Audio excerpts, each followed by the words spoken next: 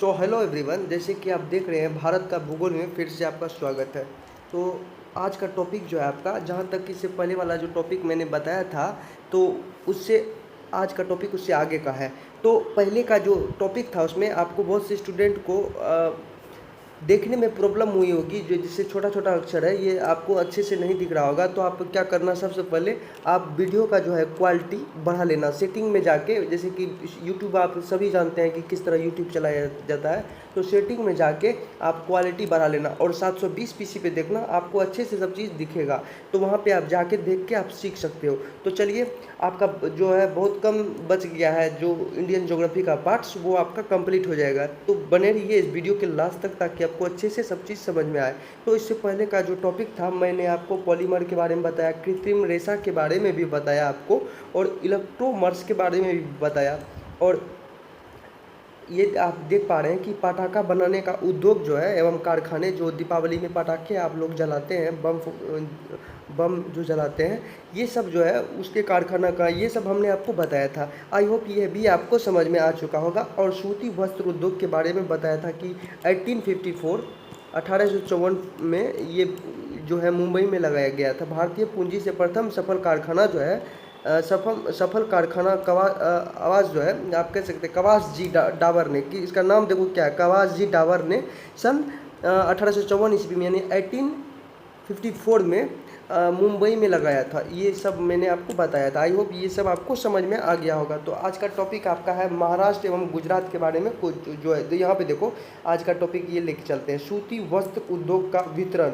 इसका वितरण देखेंगे और अच्छे से समझेंगे। चलिए देख लेते हैं। आप लोगों ने भी सूती वस्त्र पहना होगा, आपकी मम्मी बहन आदि जो है सूती वस्त्र पहनते होंगे, उसके बारे में जान लेते हैं। तो अब समझना।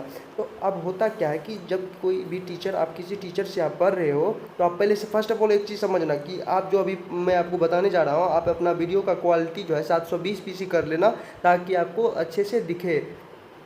अब देखो यहाँ पे सूती वस्त्र उद्योग का कभी कभी होता है नेटवर्क प्रॉब्लम से भी थोड़ा सा लेट से हो सकता है, लेकिन दिखेगा जरूर। आप जो है आप देख सकते हैं। अब देखो, सूती वस्त्र उद्योग का वितरण समझना। जैसे कि यहाँ पे देखो, महाराष्ट्र एवं गुजरात, किसी चीज़ को समझने के लिए अपने जीवन शैली से उसको जोड़ के देखें। इमेजिन करो कि आप, जैसे कि सूती वस्त्र ने आपने नाम, तो बहुत से जितने भी लोग हैं सभी सूती वस्त्र के नाम सुने होंगे, उसके वितरण के बारे में जानेंगे। तो आपने लाइफ से रिलेट करो, ताकि आप अच्छे से उसका एग्जाम्पल अपने ब्रेन में क्रिएट करके आप समझ सकते हो और सबकॉन्शियस माइंड में एडजस्ट कर सकते हैं। तो चलिए फर्स्ट ऑफ ऑल स्टार्ट करते हैं। महाराष्ट्र एवं गुजरात के बारे में देख लेते हैं। सूती वस्त्र उद्योग का वितरण महाराष्ट्र एवं गुजरात में किस तरह से हुआ, चलिए देख लेते हैं। फर्स्ट ऑफ ऑल समझना, महाराष्ट्र में सूती वस्त्र उद्योग की जो है 100, यहाँ पर देखो 122 मिले थे। कितना? 122 मिले। तथा गुजरात में सूती वस्त्र उद्योग की जो 130 मिले हैं।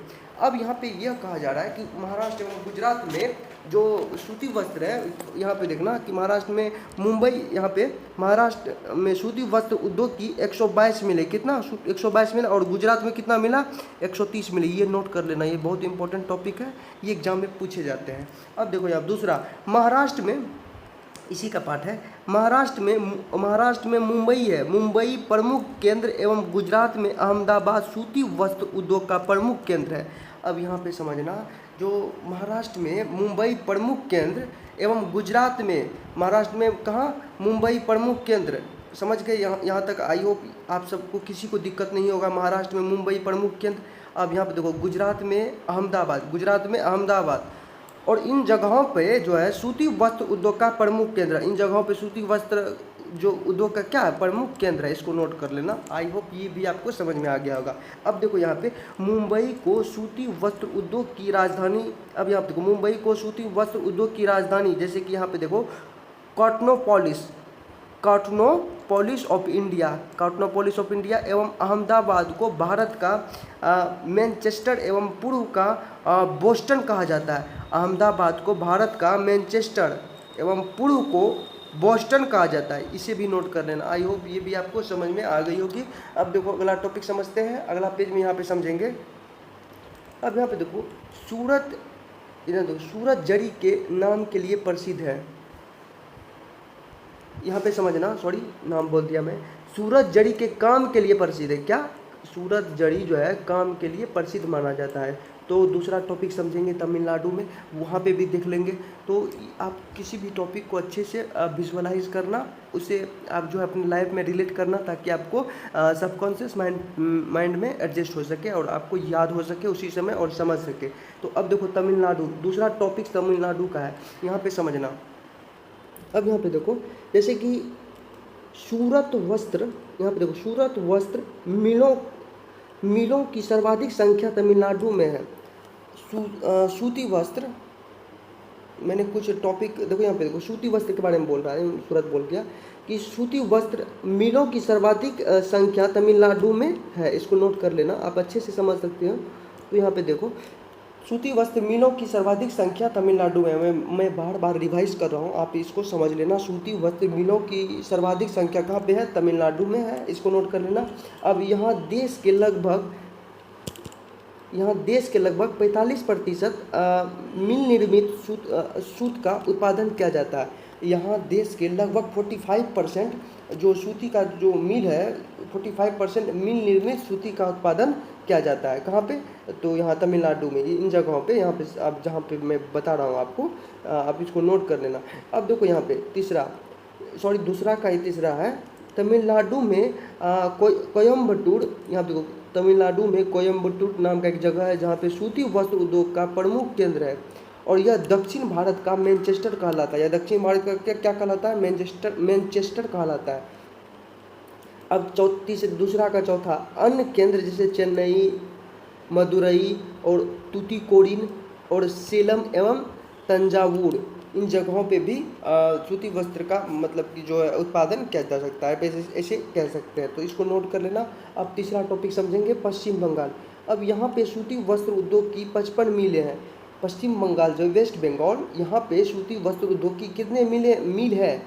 तो 55 मील है, इसको नोट कर लेना। और चौथा समझो, यहाँ पे उत्तर प्रदेश हो गया, हमारा जो यूपी है, यहाँ सूती वस्त्र उद्योग की 50 मीलें हैं। कितना? 50 मीलें हैं।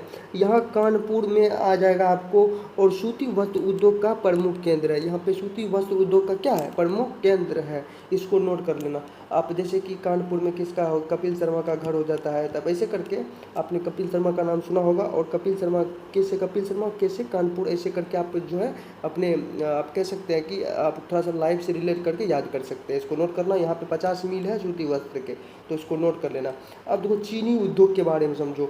मैंने आपको बताया सूती वस्त्र के बारे में, जो आपका कंप्लीट हो गया। अब चीनी उद्योग के बारे में समझते हैं। अब देखो यहाँ पे चीनी उद्योग, भारत में चीनी का उत्पादन गन्ने से किया जाता है। भारत में जो है चीनी, जो आप घर में चीनी खाते हैं, जो चाय बनाने में जो चीनी का उपयोग होता है, तो भारत में चीनी का उत्पादन गन्ने से किया जाता है, और यूरोप में चुकंदर से किया जाता है। और आपको ये बहुत इंपॉर्टेंट टॉपिक है, इसको नोट कर लेना। आपको यूरोप में जो है चीनी का उत्पादन जो है चुकंदर से किया जाता है, इसको आप नोट कर लेना। और भारत में चीनी का उत्पादन गन्ने से किया जाता है, और यूरोप में चुकंदर से किया जाता है। अब देखो वर्ष 1903 में अंग्रेजों द्वारा, अब देखो वर्ष 1903 में 1903 में अंग्रेजों द्वारा बिहार के मडोर सारण जिला में, बिहार का एक जिला है मडोरा जिला में, और अब देखो बिहार के मडोरा सारण जिला में प्रथम फसल जैसे चीनी मिल की स्थापना की गई थी। प्रथम फसल जो है चीनी मिल की स्थापना की गई थी, और इसके बाद जो है उत्तर प्रदेश के इलाकों और बिहार में अन्य चीनी मिलें लगाई गई।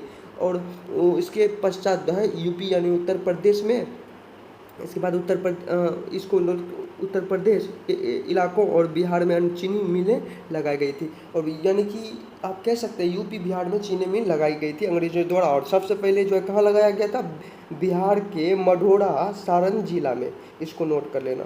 ठीक, तो चलिए ये आपका याद, आपको आई होप ये भी समझ में आया आपको, और याद भी हो गया होगा। और चीनी उद्योग एक वजनहास, यहाँ पे देखो चीनी जो है, यहाँ नोट करना, चीनी उद्योग एक वजनहास उद्योग है। चीनी क्या है? एक वजनहास उद्योग है। चीनी की तुलना में, अब देखो चीनी की तुलना में गन्ने का परिवहन कठिन होता है। चीनी की तुलना में गन्ने का परिवहन कठिन होता है, अतः चीनी मिलों की स्थापना, अब देखो चीनी जो है मिलों की स्थापना गन्ना उत्पादक क्षेत्रों के आसपास की जाती है। अब देखो जहाँ पे गन्ना लगाया जाता है वहीं पे चीनी मिल लगाया जाएगा, तो ताकि चीनी वहाँ से बन सके। तो आप ऐसे भी कह सकते हैं, थोड़ा सा कॉमन सेंस से भी आप इसको एडजस्ट कर सकते हैं। तो इसको चलिए, ये आपका हो गया। अब चीनी का अगला पार्ट समझते हैं, भारत के प्रमुख गन्ना उत्पादक राज्य। अब भारत के प्रमुख गन्ना उत्पादक राज्य के बारे में जान लेते हैं। पहले देखो उत्तर प्रदेश, महाराष्ट्र हो जाएगा, तमिलनाडु हो जाएगा, कर्नाटक हो जाएगा, गुजरात हो जाएगा, आंध्र प्रदेश एवं बिहार आदि राज्य हैं। तो इन राज्यों में जो है गन्ने का उत्पादक राज्य इन राज्यों को माना जाता है। तो इसे इन जगहों पे गन्ना का उत्पादक किया जाता है। अब देखो यहाँ पे पहले एक नंबर पे उत्तर प्रदेश। यहाँ गन्ना उत्पादन एवं चीनी मिल के दो प्रमुख क्षेत्र हैं।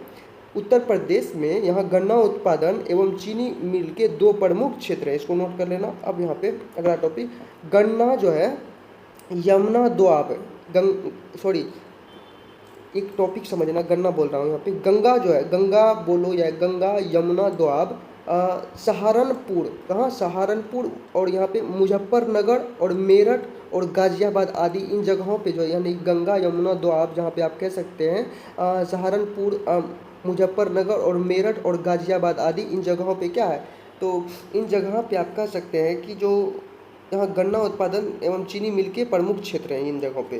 तो अब अगला टॉपिक इसी का जो एक का है, तो उत्तर पूर्वी तराई क्षेत्र। अब यहाँ पे कहा जा रहा है, ये तो आपको नदियों के बगल में जो गन्ना लगाया जाता है, जिन जिन शहरों या आप कह सकते हैं तो उन स्थानों पे अब देखेंगे कि उत्तर पूर्वी तराई क्षेत्र, और ये भी आपको उत्तर प्रदेश में ही आ जाएगा। उत्तर पूर्वी तराई क्षेत्र जैसे गोरखपुर, बस्ती, देवरिया, गोंडा, सीतापुर, फैजाबाद आदि इन जगहों पे भी गन्ना लगाई जाती है। तो गन्ना का उत्पादन किया जाता है। ये सब भी आप नोट कर लेना।